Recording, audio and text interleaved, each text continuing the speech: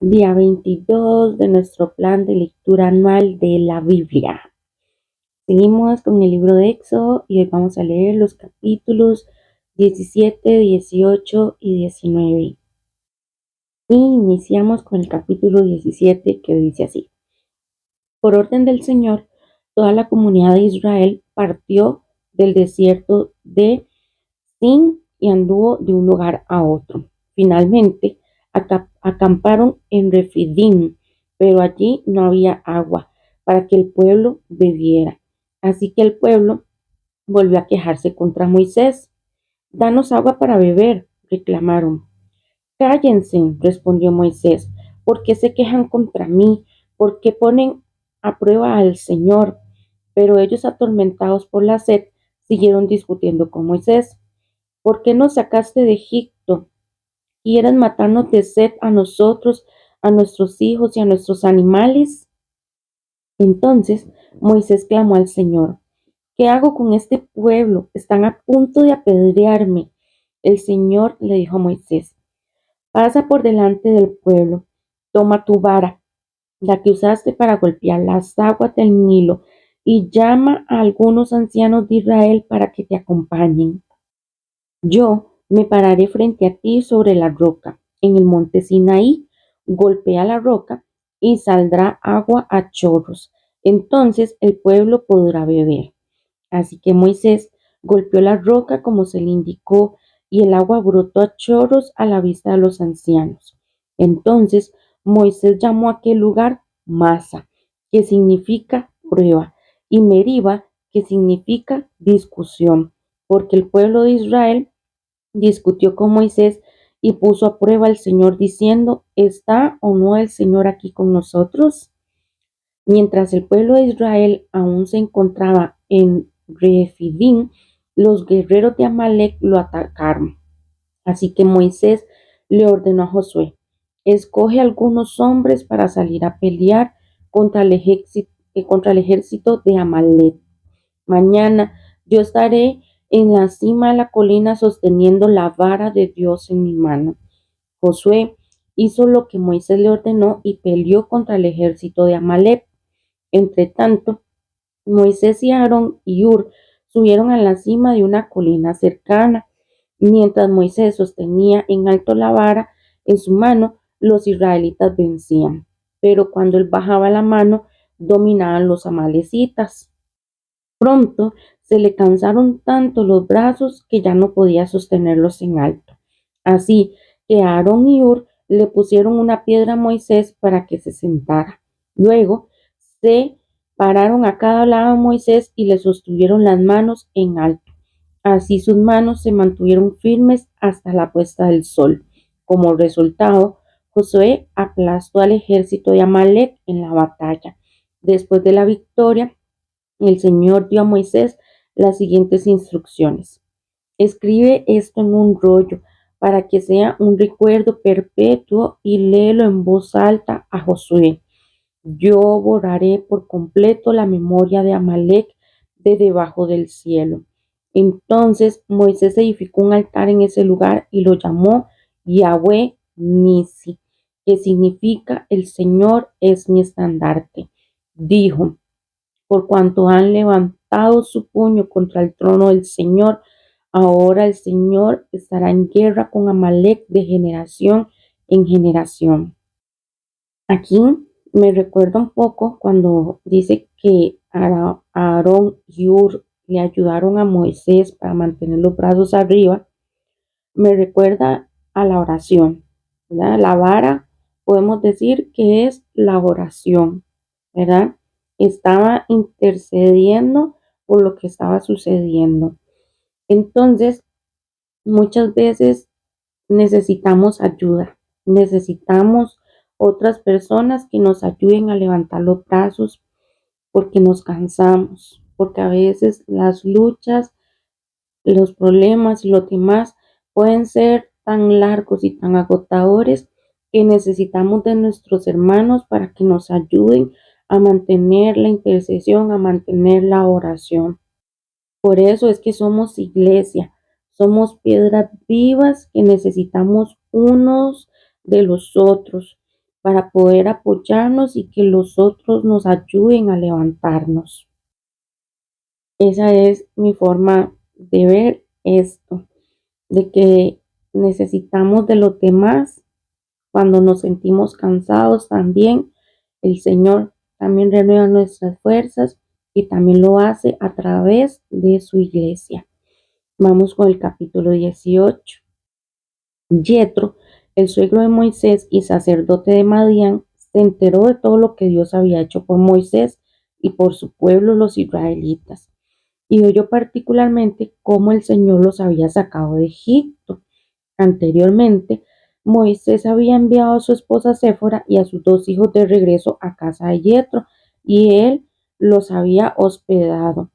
El primer hijo de Moisés se llamaba Gerson, porque cuando el niño nació, Moisés dijo: he sido un extranjero en tierra extraña. A su segundo hijo lo llamó Eliezer, porque dijo: el Dios de mis antepasados me ayudó y me rescató de la espada del faraón. Así que Yetro, el suegro de Moisés, fue a visitarlo al desierto y llevó consigo a la esposa y a los 2 hijos de Moisés. Llegaron cuando Moisés y el pueblo acampaban cerca del monte de Dios. Yetro le había enviado un mensaje a Moisés para avisarle: yo, tu suegro Yetro, vengo a verte junto con tu esposa y tus 2 hijos. Entonces Moisés salió a recibir a su suegro, se inclinó ante él y le dio un beso. Luego de preguntarse el uno al otro cómo les iba, entraron en la carpa de Moisés. Moisés le contó a su suegro todo lo que el Señor le había hecho al faraón y a los egipcios a favor de Israel. También le habló de todas las privaciones que habían sufrido a lo largo del camino y de cómo el Señor había librado a su pueblo de las dificultades. Yetro se alegró mucho al oír de todo el bien que el Señor había hecho por Israel al rescatarlo de las manos de los egipcios. Alabado sea el Señor, exclamó Yetro, pues lo rescató de los egipcios y del faraón. Así es, rescató a Israel del poder de Egipto. Ahora sé que el Señor es más grande que todos los demás dioses, porque rescató a su pueblo de la opresión de los egipcios arrogantes. Luego Yetro, el suegro de Moisés, presentó una ofrenda quemada y sacrificio ante Dios. Aarón y todos los ancianos de Israel lo acompañaron a comer lo que fue ofrecido en sacrificio en presencia de Dios. Al día siguiente, Moisés se sentó para oír los pleitos que los israelitas tenían unos con otros, y el pueblo esperó a ser atendido delante de Moisés desde la mañana hasta la tarde. Cuando el suegro de Moisés vio todo lo que él hacía por el pueblo, le preguntó: ¿qué lograrás en realidad sentado aquí? ¿Por qué te esfuerzas en hacer todo el trabajo tú solo, mientras que el pueblo está de pie a tu alrededor desde la mañana hasta la tarde? Moisés contestó: porque el pueblo acude a mí en busca de resoluciones de parte de Dios. Cuando les surge un desacuerdo, ellos acuden a mí, y yo soy quien resuelve los casos entre los que están en conflicto. Mantengo al pueblo informado de los decretos de Dios y les transmito sus instrucciones. No está bien lo que haces, exclamó el suegro de Moisés. Así acabarás agotado y también se agotará el pueblo. Esta tarea es una carga demasiado pesada para una sola persona. Ahora escúchame y déjame darte un consejo, y que Dios esté contigo. Tú debes seguir siendo el representante del pueblo ante Dios, presentándole los conflictos. Enséñales los decretos de Dios, transmíteles sus instrucciones, muéstrales cómo comportarse en la vida. Sin embargo, elige de entre todo el pueblo a algunos hombres con capacidad y honestidad, temerosos de Dios y que odien el soborno. Nómbralos jefes de grupos de 1,000, de 100, de 50 y de 10 personas. Ellos tendrán que estar siempre disponibles para resolver los conflictos sencillos que surgen entre el pueblo, pero los casos más graves te los traerán a ti. Deja que los jefes juzguen los asuntos de menor importancia. Ellos te ayudarán a llevar la carga para que la tarea te resulte más fácil. Si sigues este consejo y si Dios así te lo ordena, serás capaz de soportar las presiones y la gente regresará a su casa en paz. Moisés escuchó el consejo de su suegro y siguió sus recomendaciones. Eligió hombres capaces de entre todo Israel y los nombró jefes del pueblo. Los puso a cargo de grupos de 1,000, de 100, de 50 y de 10 personas. Estos hombres estaban siempre disponibles para resolver los conflictos sencillos de la gente. Los casos más graves los remitían a Moisés, pero ellos mismos se encargaban de los asuntos de menor importancia. Poco tiempo después, Moisés se despidió de su suegro, quien regresó a su propia casa, a su propia tierra. Capítulo 19. Exactamente 2 meses después de haber salido de Egipto, los israelitas llegaron al desierto de Sinaí. Después de levantar campamento en Refidim, llegaron al desierto de Sinaí y acamparon al pie del monte Sinaí. Entonces Moisés subió al monte para presentarse delante de Dios. El Señor lo llamó desde el monte y le dijo: comunica esas instrucciones a la familia de Jacob, anúncialas a los descendientes de Israel. Ustedes vieron lo que hice con los egipcios, saben cómo los llevé a ustedes sobre las alas de águila y los traje hacia mí. Ahora bien, si me obedecen y cumplen mi pacto, ustedes serán mi tesoro especial entre todas las naciones de la tierra, porque toda la tierra me pertenece. Ustedes serán mi reino de sacerdotes, mi nación santa. Este es el mensaje que debes transmitir a los hijos de Israel. Entonces Moisés regresó del monte y llamó a los ancianos del pueblo y les comunicó todo lo que el Señor le había ordenado. Y todo el mundo respondió a una voz: haremos todo lo que el Señor ha ordenado. Y voy a hacer una pausa aquí. Me acabo de identificar con esto, diciendo: haremos todo lo que el Señor ha ordenado. Y después voy y hago lo contrario. De verdad, nosotros también somos como el pueblo de Israel. Nosotros también somos como el pueblo judío. Decimos: haremos todo lo que el Señor ha ordenado y vamos por otro lado porque muchas veces preferimos nuestra propia voluntad que hacer la voluntad del Señor. Y hay que recordar que la obediencia tardía es desobediencia. Y seguimos. Entonces Moisés llevó al Señor la respuesta del pueblo. Luego el Señor le dijo a Moisés: yo me presentaré ante ti en una densa nube para que el pueblo pueda oírme cuando hable contigo. Así ellos siempre confiarán en ti. Me encanta, me gusta mucho esto. ¿Por qué? Porque es el respaldo de Dios, ¿verdad? De que Él está con nosotros, de que Él respalda lo que Él nos ha dicho y lo que nos ha mandado hacer. Me gusta mucho. Seguimos, dice: Moisés le dijo al Señor lo que el pueblo había dicho.